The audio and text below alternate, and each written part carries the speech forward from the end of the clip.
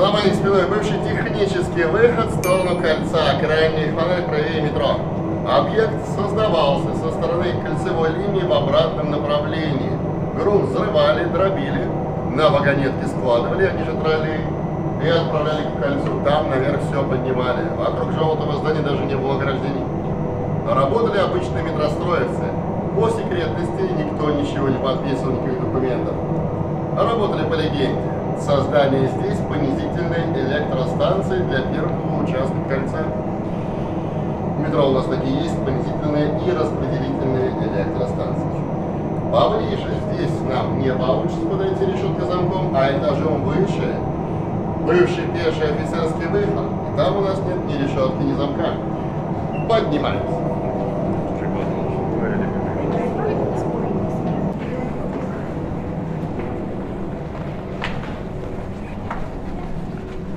Товарищи, за моей спиной бывший офицерский выход на станцию Таганская кольцевая.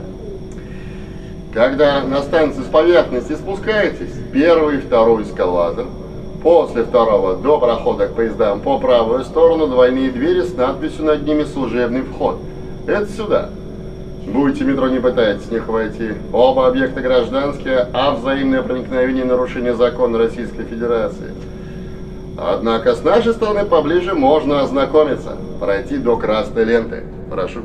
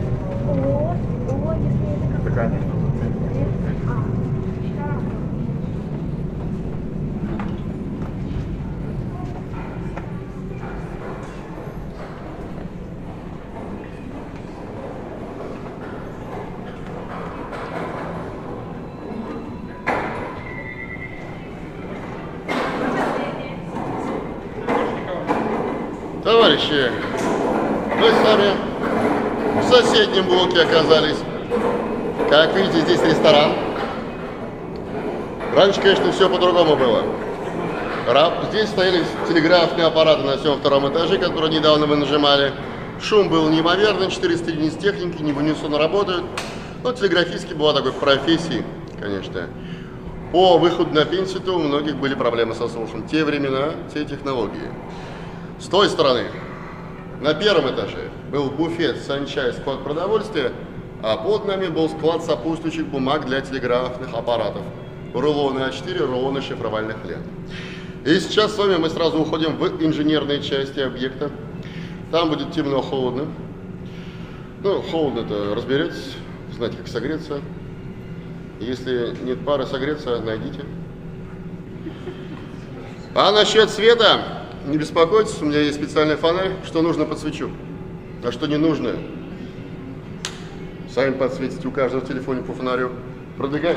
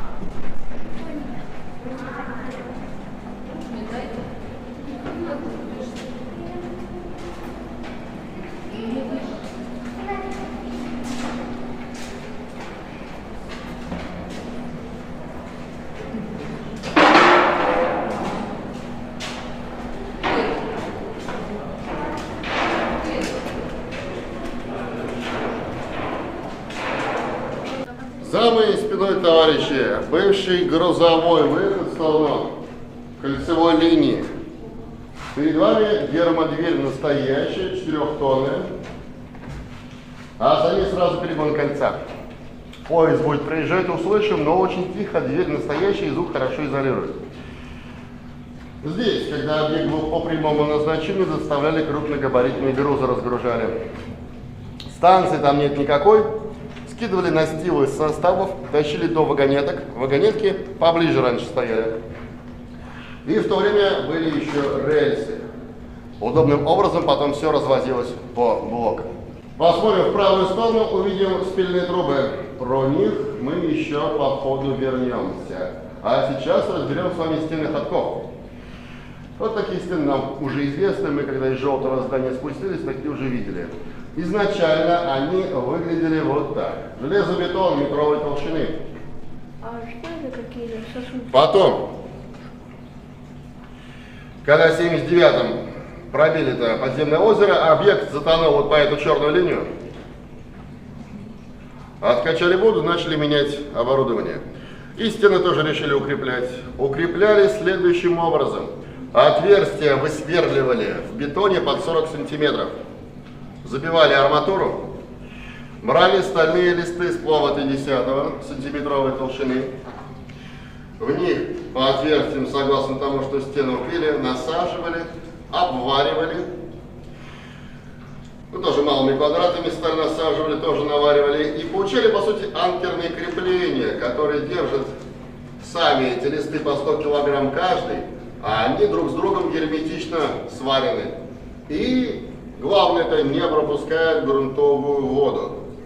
Однако, если все это из щелей образуется в псевдоручей, то проще пустить на объект, чем заизолировать, а потом гадать, когда от стены отстрельнет. Но раз пускаем, то нужно откачать, иначе все самозатонет за считанные месяцы. Этот ручей под нас уходит непосредственно под нас. Мы стоим-то не на полу, а на дренажной системе. На ней, в принципе, стояли всегда, как только из желтого здания спустились. И по ней будем сейчас с вами продвигаться до нашего дальнего блока. Концентрация откачки грунтовых вод. Пока будем идти, насладимся прогулкой под Москвой, самый наименный технический ход.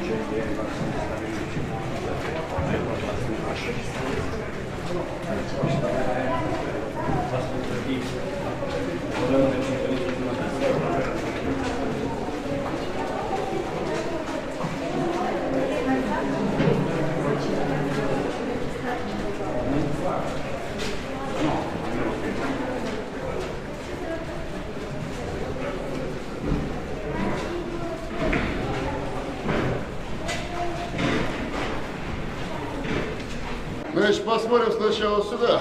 Увидим несочетаемые туннель станционный и палатка. Палатка, конечно, от дождя здесь. А чего же еще? Здесь, конечно, квесты еще проходят, кроме экскурсий. Вот палатка для этих моментов. Вместо палатки здесь стояли дизель-генераторы корабельного типа. 3 штуки по 650 киловатт каждый. От генераторов обратно к воде с вами перейдем.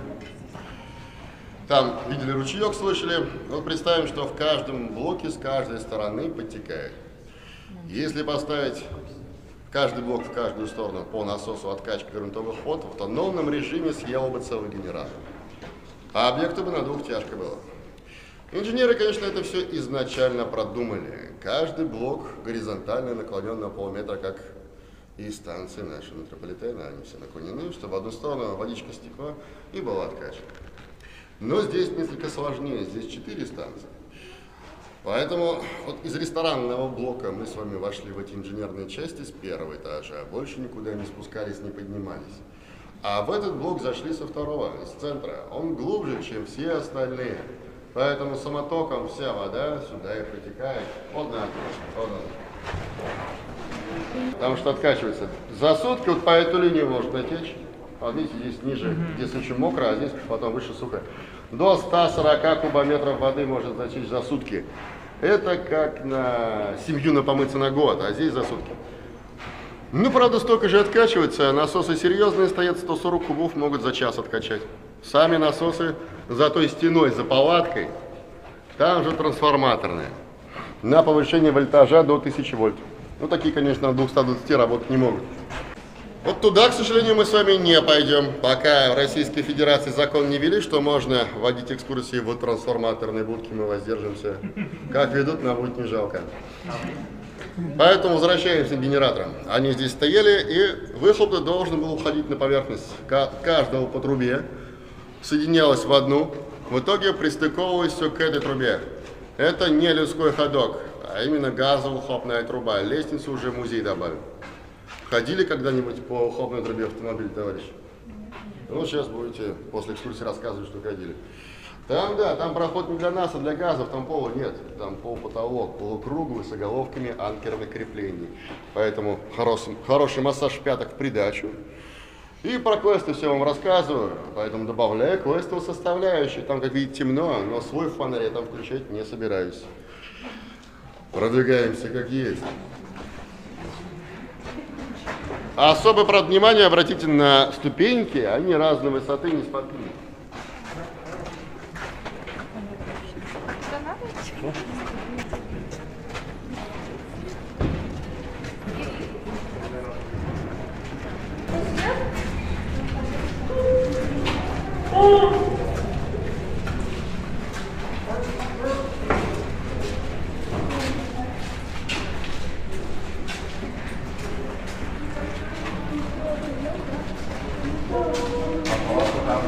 Мы с вами в вентиляцию забрались, про нее продолжим.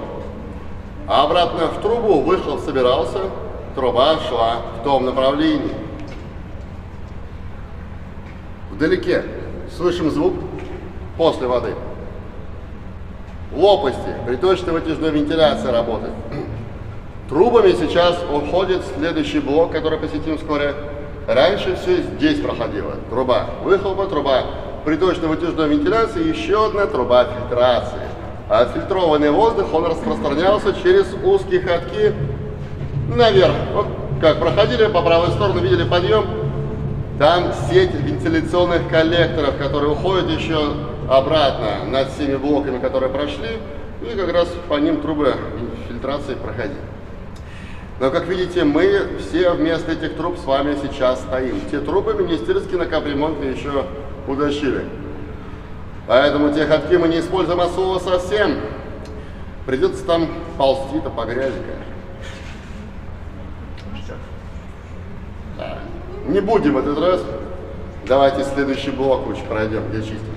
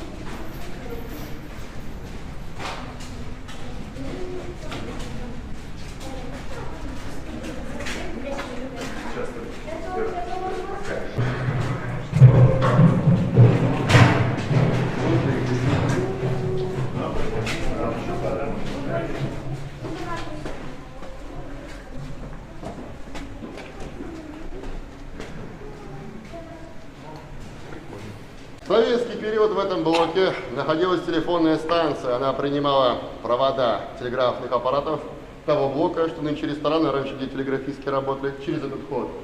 Сигнал усиливался, и проводами потом шло все в том направлении. Там мы уже с вами были, когда от вагонетки начали шагать до блока с палаткой, была развилка в левую сторону. Свернули бы, оказались сразу здесь. А в то время в обратном направлении шли трубы с проводами, и как раз в той гермодвери, как я вам подсвечивал, спиленные трубы, раньше они, конечно, не были спиленными, и по ним вся связь уходила непосредственно на кольцо. На кольце каждый стоял хоть раз у первого вагона, считали провода в туннелях. Пара на освещение станции, на эскалатор, а остальные куда? Но остальные бывшие спецсвязь этих объектов, болтается в метро как медь. Демонтаж, повторное использование нерентабельно. Поэтому метро у нас тоже музей не только красивых станций, наутилусов различных, а еще и музей меди в том числе. Так система вся была устроена. Кольцо как связующий элемент дальнейшего распространения связи и удобной формы. 3 объекта на кольце. Конкретно здесь под правительство еще делали места, потому что именно Таганка ближайшая точка кольца от Кремля. От Кремля до желтого здания по поверхности на транспорте 5 минут езды. Времени достаточно, как в эпоху бомб, когда объект создавался, лететь 64 ближайшей базы, Рамштайн, Германия и так далее. Так, в эпоху ракет средней дальности из Турции лететь минут 17 было. Но оповещение почти сразу проходит, поэтому за 5 минут приезжает, спускается и управляется вновь. Поэтому, да, чисто технически оно устарело по глубине, разве что, а территориально относительно Кремля это очень удобное место. Ну что ж, продвигаться будем уже ближе к выходу. Как раз по ходу сейчас посмотрим выход бывших гражданских на поверхность. Пойдем несколько в обратном направлении. Вот сейчас будем спускаться. Когда поднимались с одной стороны вверх и были, сейчас будет с правой. Туда не заходим, там старая советская гидроизоляция, гудрон стекает со стен уже 10 лет, еще 10 лет стекает. Присвонимся, выбрасываем сразу всю одежду. Там такая матрешка была. Карта. То есть в случае ведения ядерной войны люди были бы изолированы от внешнего мира, но, конечно, почти у 100% на поверхности кто-то из семьи бы остался и умер бы после взрыва. Мало ли что у кого случилось бы с головой, вот туда бы посадили, чтобы не мешало остальным работать. По выходу с объекта, конечно, бы забрали, советские люди гуманные люди, конечно. Пора сдвигаемся.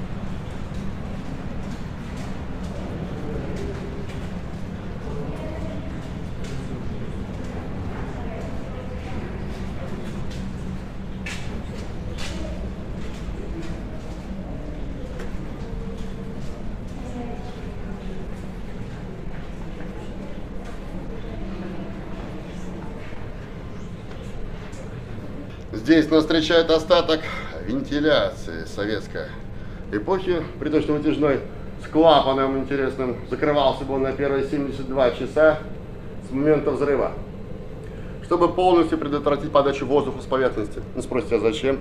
Специальные фильтры-то были для защиты от радиации. Но, правда, с момента взрыва в воздухе было просто огромное количество радиации, и фильтры со своей прямой задачей бы не справились, сломались бы, и все померли бы. Чтобы в дальнейшем их использовать, нужно было сперва обезопасить. Самый надежный способ вот такой. Но все-таки дышать надо как-то первое время. Под землей кислород не образуется. Дышали бы ящиками регенерации кислорода, которые мы с вами обнаружили еще в музейном блоке, от пола бежевого цвета стояли. А за 72 часа большая часть частиц входит в землю, клапан открывали бы и уже пускали воздух через фильтрацию. В целом объект проработал бы с момента атаки 30 дней. Это не от фильтров зависело, а от задач поставленных. За 30 дней всю планету ответ можно в кратеры превратить. Нужно было его покидать. Покидали бы через кольцо, выходили бы в другие ветки и полностью потом из зоны поражения. И тут восстанавливаем справедливость информации. Все думают, о, что, а как? Десятки лет в метро. Ну, романы эти выкидываем, игры удаляем.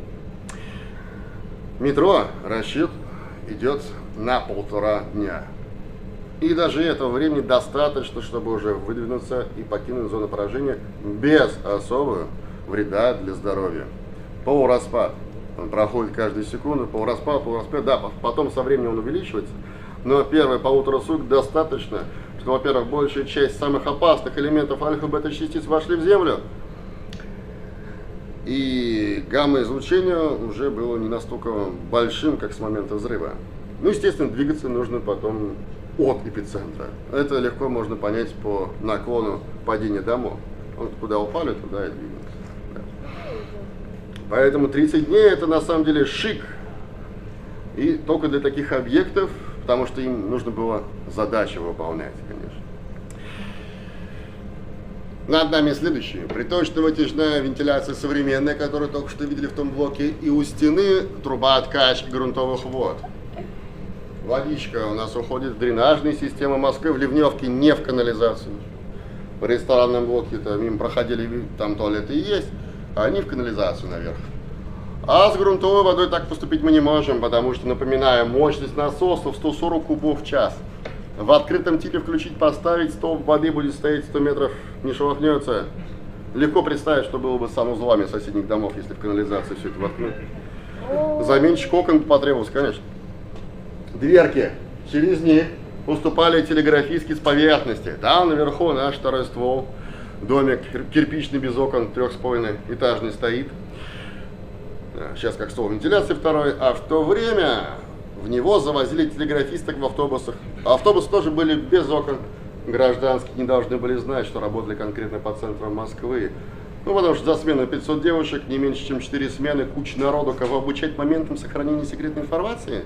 Абсолютно ненужная задача. В другом исполнении тоже не представляется возможным, потому что легенда должна крыться в обе стороны. Для окружающего пространства в первую очередь. Ну, представьте, 8:30 утра, станция Таганская кольцевая, ровным гуськом 500 девушек шли бы в маленький кирпичный дом, а рядом бы сидела бабушка, смотрела объем домика на объем тела каждой девушки, умножить на 500 как-то не влезает. Легенда бы сразу лопнула. Поэтому, да, под эгидой того же склада в самый раз грузовички. Ну, что такое автобусы без окон? Это грузовик. Заезжают, выезжают, нет никому абсолютно никакого дела. У желтого здания тоже легенда имелась в обе стороны. Надпись была «Военная библиотека». Думали все, что их просто литературу сюда послали из частей почитать. А если опять бы кто проследил бы, а как бы, да, что... то они выходили на поверхность. Военные знали, что работали конкретно по центру Москвы, но пищу принимали в воинских частях. Выходили и двигались в сторону как раз части. Поэтому, если кто проследил, то он бы видел, что его послали почитать, он почитал, возвращается в часть. А он в это время пообедал и возвращается обратно сюда. Подумали, значит, не дочитал, послали еще раз. Все в обе стороны было закрыто, да. Конечно, такие объекты должны быть и сейчас, товарищи. Пока есть ядерное вооружение, есть и бункера. Что, где, как, на какой глубине, вот они узнают лет через 50 наша молодежь. Когда очередной рассекретит, сделают музей, посетят, посмотрят, как было в том далеком 24 году, какие там интересные легенды были, будут, есть сейчас. Поэтому телеграфистки, они вот поступали. Да, домик-то, конечно, можно посмотреть, прогуляться-то. Когда выйдете из музея сегодня, напротив школы, за школу по правую сторону по забору во дворы зайти, там как раз этот домик и стоит. Здесь у телеграфисток документы проверяли, и шли они работать на свои блоки в том направлении. И мы будем туда продвигаться. А тот ходок, правда, мы уже с вами знаем, по его обратной стороне будем замыкать.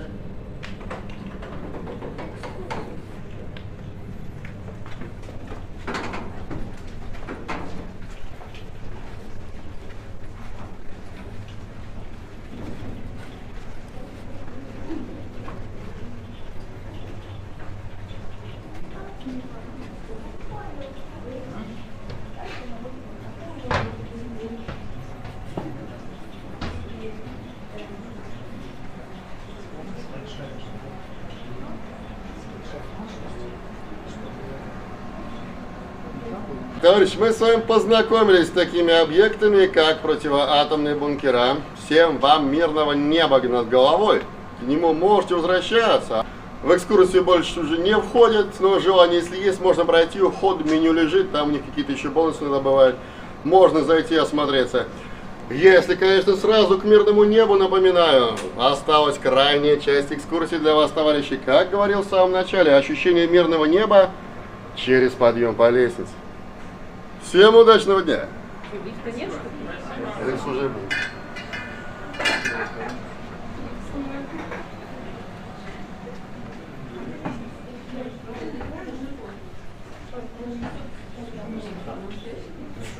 Так, кто сытым хочет налево, кто спортивным прямо.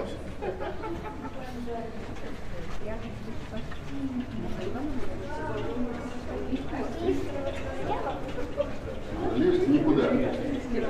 Лифт не предусмотрен.